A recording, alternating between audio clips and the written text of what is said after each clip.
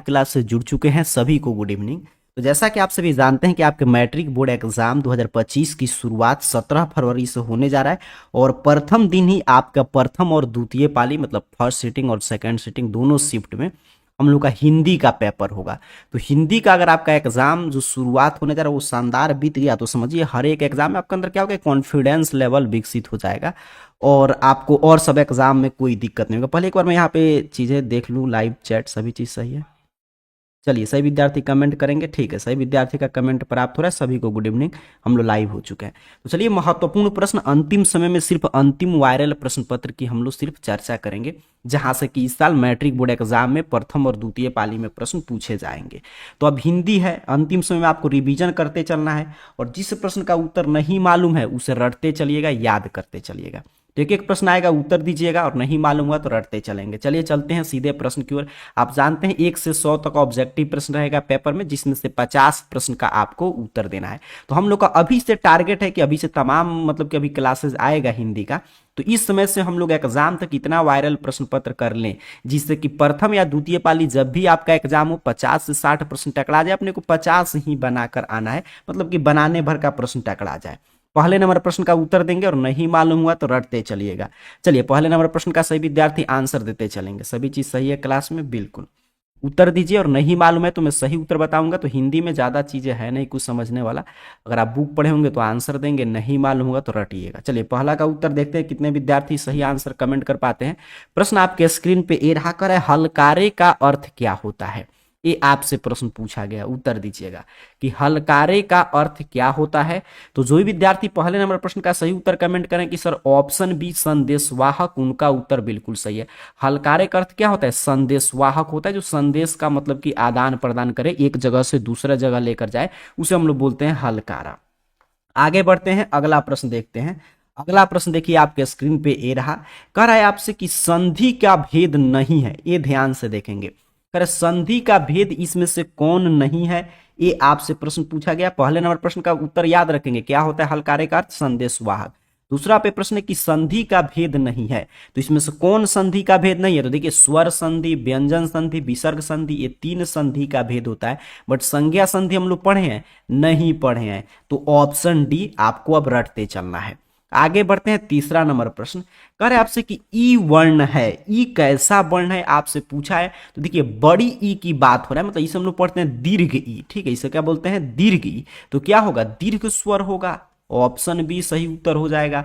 देखिए दीर्घ ई, जैसे छोटा ई रहता तब कहते हैं हर्ष स्वर, और बड़ा ई है तो दीर्घ ई दीर्घ स्वर है। इसी तरह छोटा ऊ रहे तब कहेंगे हर्ष स्वर है, बड़ा ऊ रहे तो कहेंगे दीर्घ स्वर है। तो सबका आ गया तीसरा का ऑप्शन भी बिल्कुल सही। चलिए आगे बढ़ते हैं, चौथा नंबर प्रश्न का उत्तर देंगे, काफी शानदार, सही विद्यार्थी का ऑप्शन भी आ रहा है। उच्चारण का सही संधि विच्छेद बताइए। उच्चारण का संधि विच्छेद करेंगे तो क्या आएगा, ये आपसे प्रश्न 4 पे पूछा गया, जल्दी से उत्तर देंगे।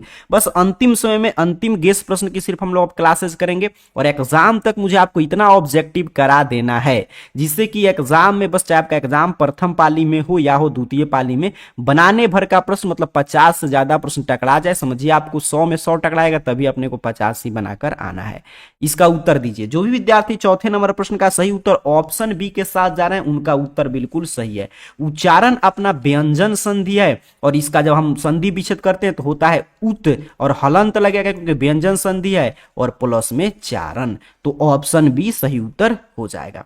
आगे बढ़ते हैं, 5 नंबर प्रश्न कर आपसे कि सात्विक का विपरार्थक शब्द बताइए। सात्विक का विपरार्थक शब्द बताना है, मतलब कि इसका उल्टा बताना है। तो सात्विक का ऐसे अर्थ देखे तो जो व्यक्ति सात्विक साध्विक टाइप का व्यक्ति हो और उसका उल्टा चलेंगे तो तामसिक हो जाएगा। सात्विक का उल्टा क्या हो जाएगा, तामसिक।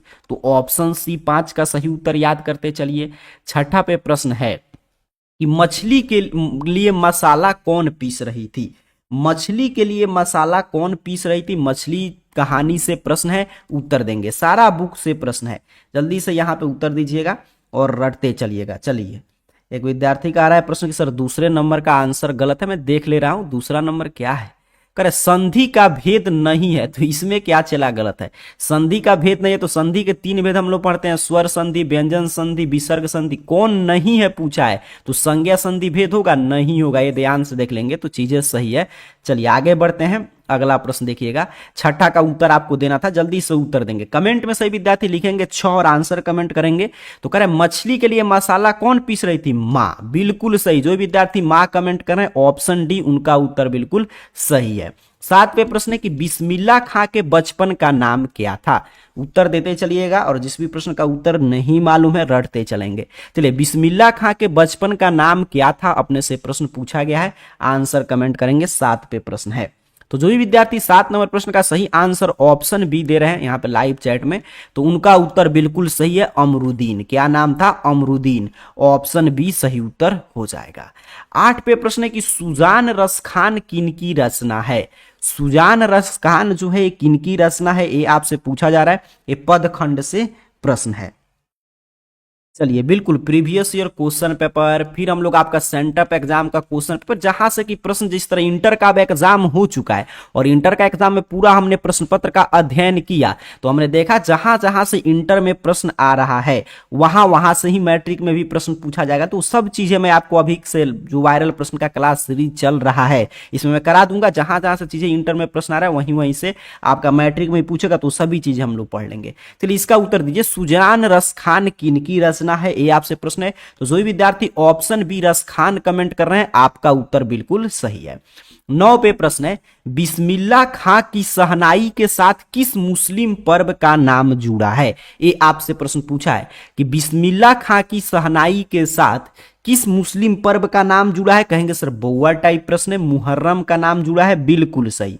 चलिए आगे बढ़ते हैं, अगला प्रश्न 10 नंबर, करे काशी किसकी पाठशाला है? अभी देखिए आप लोग सिर्फ प्रश्न उत्तर पे फोकस रहिए, हम लोग इसको समाप्त करने के पश्चात आपके मन में जो भी प्रश्न चल रहा है तमाम प्रश्न हम लोग अभी चर्चा करेंगे। लाइव क्लास चल रहा है तो और कुछ आपके मैट्रिक बोर्ड एग्जाम के आगे की स्ट्रेटजी क्या होना चाहिए इस पे हम लोग बात करेंगे। अभी जो है सिर्फ प्रश्न उत्तर पे फोकस रहिएगा।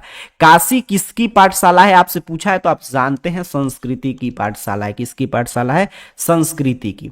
आगे बढ़ते हैं, 11 नंबर प्रश्न देखते हैं। करे उसने कहा कि मैं कल पटना जाऊंगा, ये कैसा वाक्य है? ये आपसे प्रश्न पूछा गया है।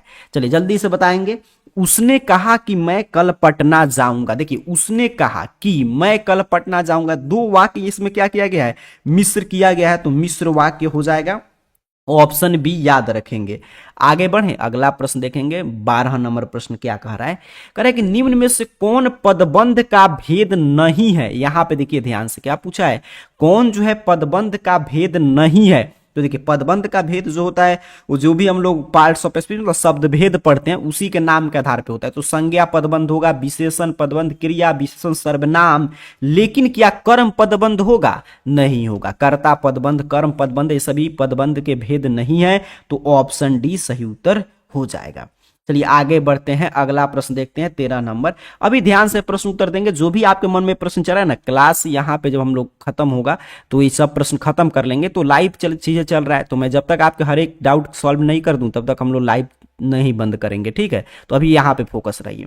करे जिस समास की दोनों पद की प्रधानता उसे क्या कहते हैं? तो जिस समास में दोनों पद प्रधान हो और बीच में योजक चिन्ह लगा हो उसे बोलते हैं द्वंद्व समास। जैसे कि लोटा डोरी भाई बहन। द्विगु समास में क्या होता है? पहला पद क्या होता है? संख्यावाचक। नैय में पहला पद नकारात्मकता का बोध होगा। तत्पुरुष में उत्तर पद प्रधान होता है, मतलब बाद वाला पद।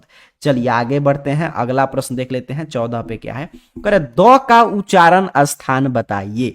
द का उच्चारण हम कहां से करते हैं, ये आपसे 14 पे प्रश्न पूछा गया। तो त थ द जो भी होगा आपका, त हो, थ हो, चाहे द पूछ ले एग्जाम में, चाहे ध पूछ ले, इस सबका उच्चारण स्थान दंत है। क्या है? दंत है। चलिए आगे बढ़ते हैं, अगला प्रश्न देख लेते हैं। 15 पे क्या पूछा है? कह रहा है आपसे कि व्यंजन में हलंत लगाने पर उसका मान।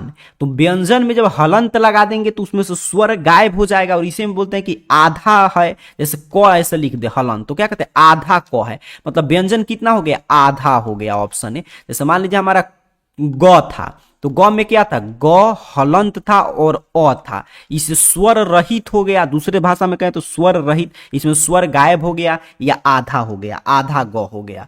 तो ऑप्शन ए सही उत्तर हो जाएगा। ठीक, चलिए आगे बढ़ते हैं, अगला प्रश्न देख लेते हैं। 16 नंबर कह रहा है कि मुंह असुहन लई बरसो, कौन कहते हैं? मो असुवन लई बरसो कौन कहते हैं? ये आपसे प्रश्न पूछा गया है। जल्दी से कमेंट में लिखेंगे 16 और सही उत्तर देंगे तो घनानंद। घनानंद की कविता में हम लोग पढ़े हैं कि बादल से जो रिक्वेस्ट कर रहे हैं कि मो असुवन लई बरसो, मेरे आंसू को भी ले जाकर मतलब कि लेकर बरसो, तो ऑप्शन सी घनानंद सही उत्तर हो जाएगा। चलिए आगे बढ़ते हैं, अगला प्रश्न देख लेते हैं। यहां पे कह रहा है आपसे 17 नंबर प्रश्न कि क्यों री राक्षसी इस छोटे से बच्चे को क्यों पीट रही है, किसने कहा था? देखिए बुक का अगर आप हिंदी में क्या है कि अगर आप लाइन बाय लाइन नहीं पढ़े हैं, ठीक है। एक विद्यार्थी का यहाँ पे आ रहा है कमेंट कि सर मैं आपसे ही पढ़ता हूँ, आपके वॉइस भी बहुत अच्छे, सर आप कहाँ से हैं? मैं बोला कि आपका जो भी मतलब कि कमेंट आप कर रहे हैं ना, सारा का जवाब मिलेगा। अभी अब चीजें थोड़ा सा यहाँ पे प्रश्न उत्तर पे, क्योंकि क्लासेस डिस्टर्ब होता है, तो अभी हम लोग प्रश्न उत्तर पे फोकस रहेंगे। इधर उधर ध्यान जाएगा तो फिर यहाँ पे दिक्कत हो जाएगा। अंत में मैं आपके हर एक कमेंट का जवाब दूंगा, मैं आपका कमेंट पढ़ लूँ। अभी यहाँ पे ध्यान से देखिएगा।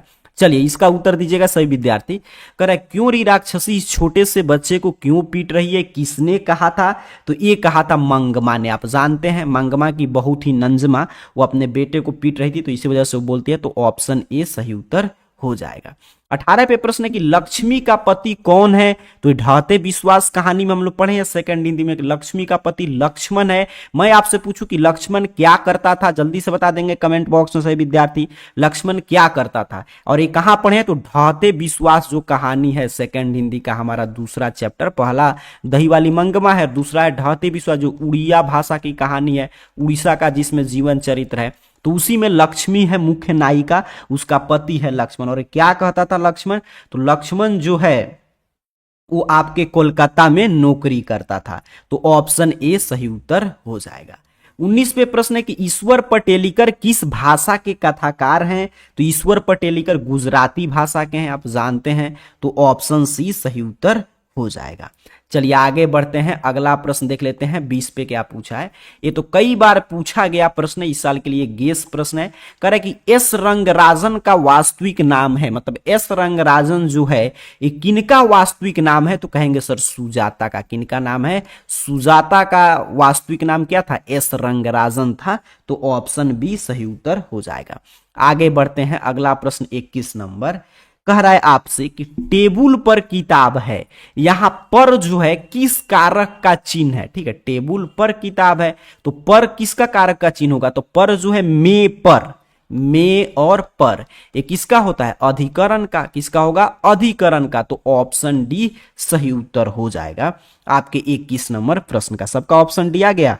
चलिए आगे बढ़ते हैं, आंसर देते चलिएगा। और आगे मैं बोला कि लाइव चीजें चल रहा है तो मैं आपके हर एक कमेंट का जवाब दूंगा। अभी यहाँ पे हम लोग फोकस रहेंगे। चलिए 22 नंबर प्रश्न देखिए, कह रहे मैदान में सभा हो रही है, यहां सभा शब्द कौन संज्ञा है? ये आपसे प्रश्न पूछा गया है। तो मैदान में सभा हो रही है, सभा जो है कौन संज्ञा को? सभा से देखिए समूह का बोध होता है, तो समूहवाचक संज्ञा होगा। भाववाचक कब होता है? जब भाव का बोध होता है, पूरे जाति का बोध हो तो जातिवाचक, सिर्फ एक व्यक्ति विशेष स्थान विशेष का बोध हो, तो यहाँ पे पूरा समूह का बोध हो रहा है सभा से, तो समूहवाचक। चंचला किस शब्द का पर्यायवाची है? ये आपसे प्रश्न पूछा है। तो चंचला आप जानते हैं लक्ष्मी की पर्यायवाची है। लक्ष्मी को क्या बोलते हैं? चंचला, इसलिए कहा जाता है लक्ष्मी चंचल है, तो ऑप्शन सी सही उत्तर हो जाएगा। चलिए आगे बढ़ेंगे, अगला प्रश्न देख लेते हैं 24 पे। कह रहे होश शब्द का प्रयोग सदैव होता है, तो होश शब्द का प्रयोग जो है वो हमेशा बहुवचन में होता है। किसमें होता है? बहुवचन में, तो ऑप्शन बी सही उत्तर हो जाएगा। चलिए आगे बढ़ेंगे, अगला प्रश्न रटते चलेंगे। हिंदी में ज्यादातर चीजें क्या, आप तो रटने का ही समय है, तो अब बस आपको रटते चलना। जिस प्रश्न का उत्तर गलत और नहीं गलत हो रहा है तो आपका रिवीजन हो रहा है संभावित प्रश्न के साथ। क्या जिस शब्द का रूप कभी नहीं बदले, देखिए जिस शब्द का रूप नहीं बदले उसे ही हम लोग बोलते हैं अव्यय। क्या बोलते हैं? अव्यय। जिसका रूप नहीं बदलता है उसे अव्यय कहते हैं, तो ऑप्शन डी सही उत्तर हो जाएगा। आगे बढ़ेंगे, अगला प्रश्न देखिए। कुमार गंधर्व क्या है? ये आपके बुक से प्रश्न है। तो कुमार गंधर्व एक शास्त्रीय गायक हैं। क्या है? एक शास्त्रीय गायक हैं, ऑप्शन सी याद रखिएगा, रटते चलेंगे। रोन नदी के किनारे बसा शहर का नाम क्या है? बउआ टाइप प्रश्न। इसका तो उत्तर सही विद्यार्थी का मुझे लाइव चैट में दिखना चाहिए, तो मैं इसका आगे बढ़ूंगा अगले प्रश्न की ओर। पहले सही विद्यार्थी 27 का सही सही आंसर देंगे। रोन के नदी के किनारे बसे शहर का नाम क्या है? चलिए मैं देखता हूँ सभी विद्यार्थी का आंसर यहाँ पे आना चाहिए। काफी शानदार, यहाँ पे आ गया एक छात्र का, यहाँ पे सी होगा 27 का, बिल्कुल सही, सबका सी आ रहा है। काफी शानदार। रोन नदी के किनारे बसे शहर का नाम क्या है? आबिन्यो है। क्या है? आबिन्यो है, बिल्कुल सही। आगे बढ़ेंगे, अगला प्रश्न देख लेते हैं 28 पे। कर दिनकर जी को, रामधारी सिंह दिनकर, राष्ट्र कवि दिनकर जी की बात हो रहा है, उसको ज्ञानपीठ पुरस्कार किस रचना पर मिला था? तो दिनकर जी को ज्ञानपीठ पुरस्कार उनकी उर्वशी रचना के लिए दिया गया था। किस रचना के लिए? उर्वशी के लिए। तो ऑप्शन डी 28 का सही उत्तर रटते चलेंगे। चलिए 29 पे प्रश्न है, यहां पे देखिए, प्रत्येक वर्ष आबिनियो में कैसा समारोह आयोजित होता है? तो प्रत्येक वर्ष आबिनियो में रंग समारोह आयोजित होता है। कैसा समारोह? रंग समारोह। तो ऑप्शन ए याद करके जाएंगे, 29 का सही उत्तर होगा। आगे बढ़ते हैं, 30 नंबर प्रश्न देखिए। कह रहा है प्रश्न आपसे कि विनोद कुमार शुक्ल किस कृषि विश्वविद्यालय में एसोसिएट प्रोफेसर थे? ये आपसे 30 पे प्रश्न पूछा है। तो विनोद कुमार शुक्ल जो थे, यहां पे आ गया सबका ऑप्शन है 29 का बिल्कुल सही। तो 30 नंबर प्रश्न का उत्तर देते चलिएगा। कह रहा है कि विनोद कुमार शुक्ल किस कृषि विश्वविद्यालय में एसोसिएट प्रोफेसर थे? तो इंदिरा गांधी कृषि विश्वविद्यालय में विनोद कुमार शुक्ल एसोसिएट प्रोफेसर थे। तो ऑप्शन सी आपको याद रखना है 30 नंबर प्रश्न का। चलिए 31 का भी सभी विद्यार्थी का बिल्कुल सही और सटीक उत्तर आना चाहिए। ये भी पहले आप लोग उत्तर देंगे, फिर हम लोग आगे बढ़ते हैं। चलिए, कर बहादुर से मार खाकर भैंस भागी भागी किसके पास चली आई? बउआ टाइप प्रश्न है, सही विद्यार्थी इसका उत्तर देंगे। चलिए सबका यहाँ पे आंसर आना चाहिए, कमेंट में लिखिए 31 और सही उत्तर। मैं लाइव चैट देख रहा हूं, सही विद्यार्थी का आंसर आना चाहिए। काफी शानदार और आसान सा प्रश्न है। करे बहादुर से मार खाकर भैंस भागी भागी किसके पास चली आई? बहादुर कहानी से प्रश्न है। जो विद्यार्थी कह रहे हैं कि सर माँ के पास, ऑप्शन भी बिल्कुल सही, आपका उत्तर बिल्कुल सही है। बहादुर से मार खाने के बाद आप जानते हैं भैंस जो है भाग कर कहाँ आती है? माँ के पास। और माँ उसी भैंस की पिटाई को एज्यूम करके कि किस रूप में पीटा है, बहादुर को पीटती है, और इस घटना के बाद बहादुर भाग जाता है, वहां से घर छोड़ देता है। तो ऑप्शन भी आ गया सबका। चलिए, निबंध के लेखक हैं, निबंध के लेखक कौन है इसमें से? ये आपसे 32 नंबर प्रश्न पूछा गया है। तो गुणाकर मूले, गुणाकर मूले की जो रचना है उस पाठ की विधा क्या है? निबंध है। तो ऑप्शन ए सही उत्तर है। आगे बढ़ते हैं, अगला प्रश्न। करें तार सप्तक के संपादक थे प्रयोगवादी कवि। अब जैसे ही आए प्रयोगवादी कवि, तो प्रयोगवादी कवि कौन थे? अयज्ञ जी थे। हीरानंद वात्स्यायन, सचितानंद हीरानंद वात्स्यायन अयज्ञ इनका पूरा नाम था। तो प्रयोगवादी कवि अयज्ञ थे। तो ऑप्शन डी इसका सही उत्तर हो जाएगा। तो जब भी यहां से कई प्रश्न पूछेगा, एक तो ये प्रश्न पूछेगा कि तार सप्तक के संपादक कौन थे? तो अयज्ञ जी थे। निम्न में से कौन प्रयोगवादी कवि थे? तो अयज्ञ थे। अयज्ञ जी का पूरा नाम क्या था? हीरानंद वात्स्यायन, सचितानंद हीरानंद वात्स्यायन अयज्ञ। ये कौन सी रचना लिखे हैं? तो एक कविता लिखे हैं, आपका जो हम लोग पढ़ते हैं हिरोशिमा, वो कविता। चलिए अगला प्रश्न आ ही गया हिरोशिमा से। करे हिरोशिमा किस देश में है? ये तो आप हिंदी का प्रश्न है, और क्योंकि हिरोशिमा कविता हम लोग पढ़े हैं अयज्ञ जी की, और इसके साथ साथ हिस्ट्री वगैरह में भी आप पढ़े होंगे। हिरोशिमा नागासाकी जो है जापान में है, जहां पे परमाणु बम वगैरह गिराया गया था। तो ऑप्शन सी सही उत्तर हो जाएगा। आगे बढ़ते हैं, अगला प्रश्न 35 का। अब इसका भी उत्तर सही विद्यार्थी बिल्कुल सही और सटीक देंगे। कह रहे दूर से ही ललकारता कौन, मैं जवाब देता दोस्त। पंक्ति किस पाठ से है? देखिए ये 12 क्लास में भी देखा गया, वैसे ही 10th में भी होगा हिंदी के पेपर में। क्या आ रहा था कि आपका पूरा हिंदी का लाइन बाय लाइन उठाकर पूछ रहा है कि जहां से मतलब कि कहानी से, कविता से, सेकंड हिंदी से, मतलब 12 में क्या होता है कि सेकंड हिंदी नहीं आपका प्रतिपूर्ति है हिंदी में, तो वहां से पूछा था। तो इसी तरह आपके मैट्रिक में भी आएगा। तो मैं फिर कह रहा हूं कि किसी भी गेस गाइड से अच्छा है कि हिंदी का पतला पतला बुक है, अगर आप नहीं पढ़े हैं तो डेली 1 घंटा अभी भी समय देंगे ना तो पूरा आप पाठ पढ़ जाएंगे। पूरे मनोयोग से पढ़ जाइए, कहीं से कोई भी कहानी कविता का लाइन उठाकर पूछ देगा। तो 35 का सही उत्तर बताएंगे। तो जो भी विद्यार्थी ऑप्शन ए के साथ जा रहे हैं कि एक वृक्ष की हत्या, बिल्कुल एक वृक्ष की हत्या में कवि कहते हैं दूर से ही ललकारता कौन, मैं जवाब देता दोस्त। आगे बढ़ते हैं, अगला प्रश्न 36 नंबर।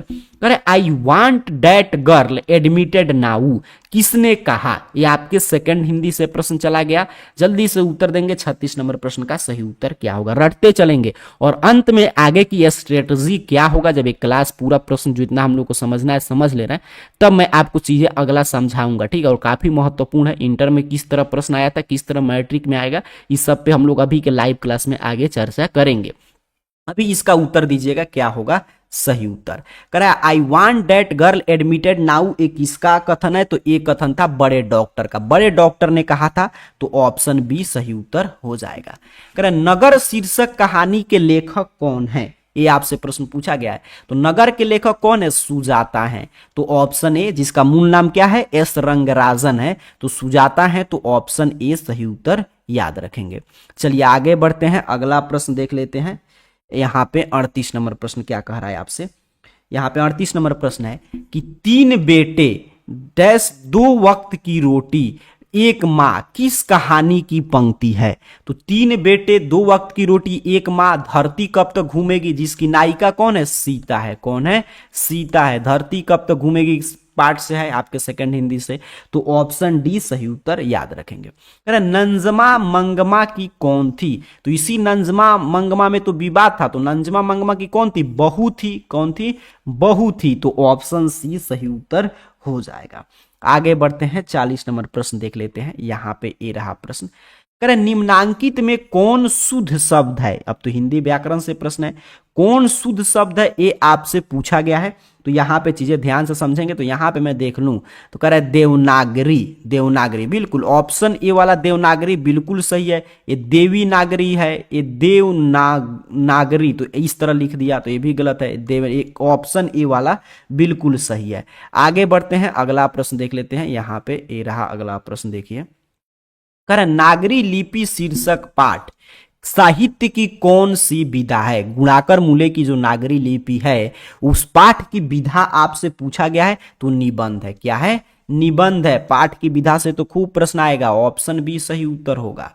करे स्वदेशी शीर्षक पाठ के रचनाकार कौन है? तो स्वदेशी आपका जो पाठ है, जो कविता है, वो कौन लिखे हैं? तो प्रेमघन जी लिखे हैं, बद्री नारायण चौधरी प्रेमघन जी। ऑप्शन डी बहुआ टाइप प्रश्न। आगे बढ़ते हैं, 43 नंबर प्रश्न।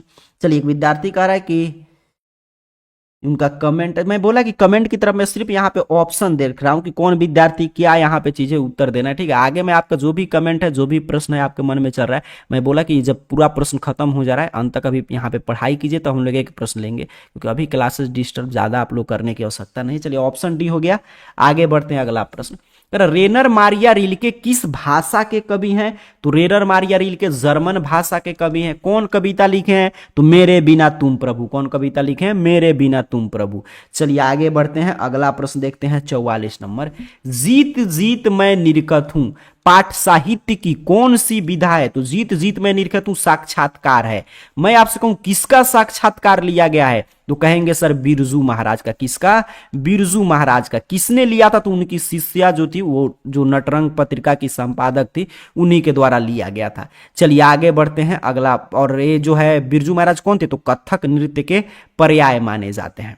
शंभू महाराज बिरजू महाराज के कौन थे? ये आपसे प्रश्न पूछा है। तो शंभू महाराज बिरजू महाराज के चाचा जी थे, तो ऑप्शन सी पे है, तो ऑप्शन सी सही उत्तर हो जाएगा। आगे बढ़ते हैं, अगला प्रश्न देख लेते हैं, 46 नंबर। कह रहे कौन चाहते थे कि सभी देश की संस्कृति की हवा उनके घर के पास बहती रहे? ये कौन चाहते थे? ये आपसे प्रश्न पूछा है। तो ये शिक्षा संस्कृति पाठ का एक कथन है। महात्मा गांधी जी चाहते थे कि आपका उनके सभी देश की संस्कृति की हवा उनके घर के पास बहती रहे, और इनकी रचना हम लोग पढ़ते हैं शिक्षा और संस्कृति। आगे बढ़ते हैं, अगला प्रश्न। करे गुरु नानक का जन्म लाहौर के किस ग्राम में हुआ था? ये आपसे प्रश्न पूछा है। तो गुरु नानक का जन्म जो है लाहौर के तलवंडी में हुआ था, तो ऑप्शन ए सही उत्तर हो जाएगा आपके 47 नंबर प्रश्न का। चलिए आगे बढ़ते हैं, अगला प्रश्न यहां पे देख लेते हैं, 48 नंबर। कह रहे मछली शीर्षक कहानी में दीदी के प्रेमी का क्या नाम था? बहुआ टाइप प्रश्न है, पहले आप लोग उत्तर दीजिए। 48 नंबर प्रश्न का सही विद्यार्थी उत्तर देंगे। चलिए, सही विद्यार्थी लिखेंगे कमेंट में 48, और सही आंसर सबका आना चाहिए। क्या होगा सही उत्तर? मछली शीर्षक कहानी में दीदी के प्रेमी का क्या नाम था? ये आपसे प्रश्न पूछा है। तो देखते हैं कितने विद्यार्थी सही और सटीक उत्तर दे पाते हैं। जल्दी जल्दी उत्तर दीजिएगा। यहाँ पे मैं कमेंट देख लूं, सबका आंसर आना शुरू हो गया। नरेन बिल्कुल सही, ऑप्शन डी के साथ सही विद्यार्थी जा रहे हैं, काफी शानदार। आगे बढ़ते हैं, अगला प्रश्न।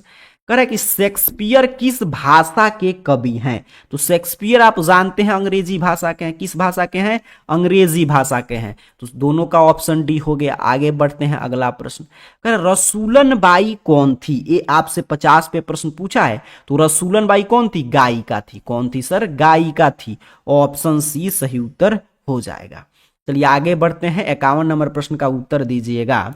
यहां पे एक प्रश्न है कि लौट कर आऊंगा फिर पाठ के कवि कहां लौटने की बात करते हैं। 51 पे प्रश्न है, उत्तर देंगे। तो लौट कर आऊंगा फिर जो कविता है वो जीवनानंदन दास उसके कवि हैं और वो एक बंगला कवि हैं। तो बंगाल में लौट कर आने की बात करते हैं। लौट कर आऊंगा फिर कविता में कवि जीवनानंदन दास बंगाल में लौटकर आने की बात करते हैं। तो ऑप्शन डी सही उत्तर हो जाएगा। करे आदर्श समाज स्वतंत्रता, समानता, भ्रातृत्व पर आधारित होगा। ये कथन किसका है? तो ये कथन हम लोग प्रथम पाठ जो है आपका, जिसमें भीमराव अंबेडकर साहब का श्रम विभाजन जाति प्रथा जो एनिहिलेशन ऑफ कास्ट, जो लाहौर में जाति पाति तोड़क मंडल पे अध्यक्षीय भाषण के तौर पे अंबेडकर जी के द्वारा दिया गया था, जिसका हिंदी में अनुवाद ललई सिंह यादव ने किया है। उसी में हम लोग पढ़े कि आदर्श समाज जो होगा वो स्वतंत्रता, समानता, भ्रातृत्व पर आधारित होगा। चलिए आगे बढ़ते हैं, अगला प्रश्न देख लेते हैं 53 नंबर। करे सीमा, रजनी, आलो, सुफाली, आरती 5 किसकी बहनें हैं। ये आपसे प्रश्न पूछा गया, बिल्कुल बउआ टाइप प्रश्न है। इसका उत्तर तो सही विद्यार्थी का बिल्कुल सही और सटीक आना चाहिए। सही विद्यार्थी आंसर देंगे। 53 का सही उत्तर क्या होगा? चलिए काफी शानदार। सही विद्यार्थी का आगे कि सर ऑप्शन बी होगा, बिल्कुल सही। खोखा की बहनें थी, 5 बहन थी। कौन कौन थी सर? सीमा, रजनी, आलो, शेफाली, आरती। प्लेटो और कांट थे महान। मतलब कि एक महान क्या थे प्लेटो और कांट? ये आपसे प्रश्न पूछा है। तो ये महान दार्शनिक थे। कांट दर्शन शास्त्र का काफी विचार है। तो दोनों क्या थे? दार्शनिक थे। चलिए आगे बढ़ेंगे, अगला प्रश्न। तमिल, मलयालम, तेलुगु, कन्नड़ भाषाएं हैं। तो देखिए तमिल, मलयालम, तेलुगु, कन्नड़ जो भाषाएं हैं, ये सब इस सब भाषा में आप मूवी देखते होंगे और ये सब साउथ की है। बोलते हैं साउथ का मूवी देख रहा हूं। तो साउथ मतलब दक्षिण भारत की भाषा है। तो ऑप्शन डी, जिसका डब किया जाता है हम लोग हिंदी में, ऑप्शन डी सही उत्तर हो जाएगा। 56 पे प्रश्न आया है, यहां पे देखिए कि निराला की साहित्य साधना के रचनाकार कौन है। तो निराला की साहित्य साधना के रचनाकार जो हैं वो रामविलास शर्मा जी हैं। तो ऑप्शन डी पे है। ऑप्शन डी रट जाना है आपको, रामविलास शर्मा। चलिए आगे बढ़ते हैं, 57 नंबर प्रश्न देखें। तो कह रहे रामायण की रचना, तो बउआ टाइप प्रश्न है। रामायण की रचना किसमें हुआ था? संस्कृत भाषा में। ऑप्शन ए याद करके जाएंगे। चलिए 58 पे प्रश्न आया है कि अमरकांत लिखित कहानी का क्या नाम है। तो अमरकांत कौन कहानी लिखे हैं? बहादुर लिखे हैं। अमरकांत कहानी का क्या नाम है? बहादुर है। तो ऑप्शन डी सही उत्तर याद रखिएगा। चलिए 59 पे प्रश्न है कि बहादुर का बाप कहां मारा गया था। कहेंगे सर युद्ध में। कहां मारा गया था? युद्ध में। ऑप्शन ए 59 का सही उत्तर हो जाएगा। 60 पे प्रश्न है कि द्विवेदी जी से किसने पूछा था नाखून क्यों बढ़ते हैं। तो द्विवेदी जी के लड़की ने पूछा था उनसे कि नाखून क्यों बढ़ते हैं। तो ऑप्शन बी सही उत्तर हो जाएगा।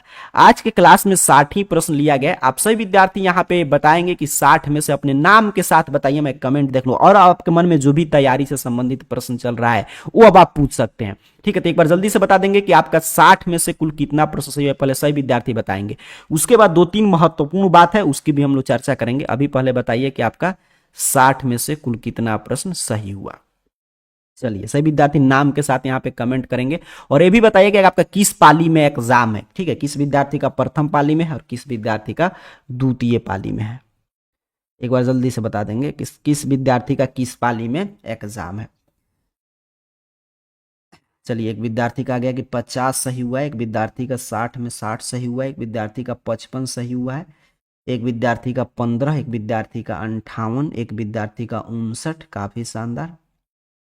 चलिए सही विद्यार्थी बताएंगे आपका किस पाली में एग्जाम है। देखिए इंटर का एग्जाम है। एक विद्यार्थी का यहाँ पे सेकंड पाली में है और फर्स्ट पाली में। ठीक ठीक है, और यहाँ पे सेकंड पाली में, फर्स्ट पाली में। ठीक है चीज। अब देखिए इंटर का जो मैं एग्जाम मैं पूरा कवर करा था, आप लोग देख ही रहे थे, इसी वजह से मैट्रिक का क्लासेस बंद था। तो वहां पे क्या होता है कि इंटर का मैंने पूरा प्रश्न पत्र देखा, आर्ट साइंस कॉमर्स सभी विषय का, मैं खुद वहां पे क्लासेस भी ले रहा था और मेरे पास प्रश्न पत्र है। तो मैंने वहां पे देखकर ये चीजें मैंने देखा कि कहां से इंटर में प्रश्न आ रहा है, उसी सब जगह से मैट्रिक में भी प्रश्न आएगा। तो जहां जहां से इंटर में प्रश्न पूछा गया है, अब बचे हुए समय में उस सभी चीज में लाइव क्लास के माध्यम से, सभी देखिए प्रीवियस ईयर क्वेश्चन पेपर से प्रश्न था, तो प्रीवियस ईयर पेपर का मैं अभी सॉल्यूशन कराया। तो अब आपको लगातार क्लासेस मिलेगा सब्जेक्टिव का और ऑब्जेक्टिव का, और जो भी चैनल पे क्लासेज आए, चाहे लाइव आए, लाइव तो चलेगा शाम में 6:30 PM पे, या आपका वीडियो क्लास के रूप में कोई क्लास आए सब्जेक्टिव का ऑब्जेक्टिव का, वो सभी क्लासेज अब एकदम आपको साइलेंट मोड में देख कर और बस उसको चीजें आपको रट जाना है। ठीक है, रटते चलना है, ये चीजें समझिएगा, क्योंकि रट के अब वहीं मैं प्रश्न आपको बताऊंगा जहां से जिस सिलेक्ट पैटर्न पे इंटर पे प्रश्न आया था उसी से। ठीक है, उसी के अनुसार अब हम लोग पढ़ाई करेंगे। उसे फायदा हुआ कि इंटर का प्रश्न पत्र से ये चीज अपने पास एक प्लस पॉइंट हो गया कि मैट्रिक में कहां कहां से प्रश्न आएगा ये अपने को पता चल गया कि हाँ कहां कहां से इंटर में प्रश्न आया था। तो जो भी चीज से जहां जहां से प्रश्न पूछा गया था मैट्रिक का, वो सारा चीज अब हम लोग बचे हुए समय में कर लेंगे। क्लासेस लगातार मिलेगा, 6:30 PM पे लाइव क्लास चलेगा, और बाकी समय में आपका मतलब कि क्लासेस मिलेगा सब्जेक्टिव वगैरह का भी। कल से सभी क्लासेस शुरू हो जाएगा और 6:30 PM पे तो डेली चलेगा लाइव क्लासेस। इसमें हम लोग ऑब्जेक्टिव प्लस सब्जेक्टिव सभी विषय का अब वही चीज कवर करेंगे जो चीज की आपका मतलब कि जहां से कि प्रश्न बन सकता है। ठीक है, और कोई प्रश्न है तो आप पूछ सकते हैं। चलिए, काफी विद्यार्थी का यहाँ पे मैं देख रहा हूँ कि उनका सेकंड पाली में साइंस का ऑब्जेक्टिव, साइंस का ऑब्जेक्टिव और साइंस का मैं 60 सब्जेक्टिव प्रश्न तैयार किया हूँ। ठीक है, पूरा साइंस से मतलब पूरा फिजिक्स से 60, पूरा केमिस्ट्री से 60 और पूरा आपके बायो से 60, मात्र 60 प्रश्न। वो 60 प्रश्न रट जाइएगा, पूरा साइंस का आपका रिविजन हो जाएगा, उसका क्लासेज भी चलेगा। ठीक है, और देखिए टफ क्वेश्चन आएगा या सिंपल, तो मैं इंटर का जो लेटेस्ट एग्जाम के आधार पे बता दूं, जो विद्यार्थी पूछ रहे हैं कि टफ आएगा या मतलब कि सिंपल सा प्रश्न मतलब आसान आएगा। तो देखिए पूरा प्रश्न पत्र देखा जाए तो यहाँ पे मैं परसेंटेज में बता दूं ओवरऑल। तो ओवरऑल देखिए जो मान लीजिए 100 प्रश्न है, सपोज जैसे हिंदी का ही उदाहरण ले हम लोग या मैथ का 50 अपने को बनाना है, तो पूरे टोटल 100 में से 40 से 50 प्रश्न हर एक विषय में आसान, मतलब आसान का मतलब प्रीवियस ईयर पेपर वगैरह जो चीजें मतलब रिपीट कर रहा है, ऊपर ऊपर से प्रश्न था। अच्छा, इसमें से 30% प्रश्न काफी कठिन थे, जिसे आप हार्ड लेवल का जो नया नया प्रश्न था जो पहली बार पूछा गया था। और फिर आपका यहाँ पे 20% जो प्रश्न था वो बीच के लेवल का था, मतलब उसे थोड़ा सा एक्स्ट्रा डिमांड किया जा रहा है, कॉन्सेप्ट पे आधारित प्रश्न था। बट ओवरऑल देखा जाए तो मीडियम ही दर्जे का और आसान दर्जा का प्रश्न आप जानते होंगे तो आपका काम चल जाएगा, क्योंकि अपने को आधा प्रश्न जो छोड़ना है ना उससे काफी बेनिफिट हो जाता है। ठीक है, क्योंकि उससे क्या क्या जैसे मान लीजिए 30% हार्ड था, तो 30% प्रश्न जो है आप अपने को ध्यान ही नहीं रखने, 50% छोड़ना है, तो इसीलिए हम कह सकते हैं कि ठीक था, 20 लेवल का था। ये भी आप नहीं कह सकते एकदम आसान प्रश्न आएगा, इस भी गलत फहमी से दूर रहिएगा कि एकदम आसान प्रश्न आ रहा है, वो भी नहीं है, क्योंकि पूरा मैं इंटर का अध्ययन किया, पूरा मैं एग्जाम कवर कर रहा था, मैंने देखा अच्छा से। तो एकदम आसान जो आप सोच रहे हैं वो भी नहीं है, और एकदम से कठिन आएगा कि अपने को पता ही नहीं। अब तो आपके लिए आसान हो जाएगा, क्योंकि बोला मैं डे बाय डे हम लोग क्लासेज में उस सभी चीज कर लेंगे कि जहां जहां से प्रश्न आ रहा है वहां वहां से।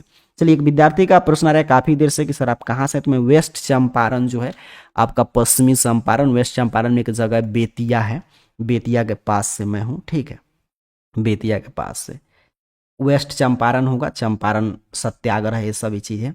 और साइंस का ऑब्जेक्टिव तो चलबे करेगा, लेकिन सब्जेक्टिव मैंने बता दिया कि 60 प्रश्न में ऑब्जेक्टिव और सब्जेक्टिव दोनों मोड में उसको लेकर आए हैं, 1 लाइनर पहले और फिर उसका पूरा एक्सप्लेनेशन, उसका क्लासेस चलेगा। वो जल्दी कल या परसों उसको मैं पूरा तैयार कर लिया हूं, जो इस साल के लिए संभावित है, 60 प्रश्न, तो वहां से चलेगा। बाकी के लिए आप ग्रुप वगैरह जरूर ज्वाइन कर लीजिएगा, टेलीग्राम पे इस चैनल का नाम सर्च करके आ जाएगा, व्हाट्सअप चैनल वगैरह पे ज्वाइन हो जाएगा, जो भी क्लासेज आएगा वहां पे नोटिफिकेशन भेज दिया जाएगा।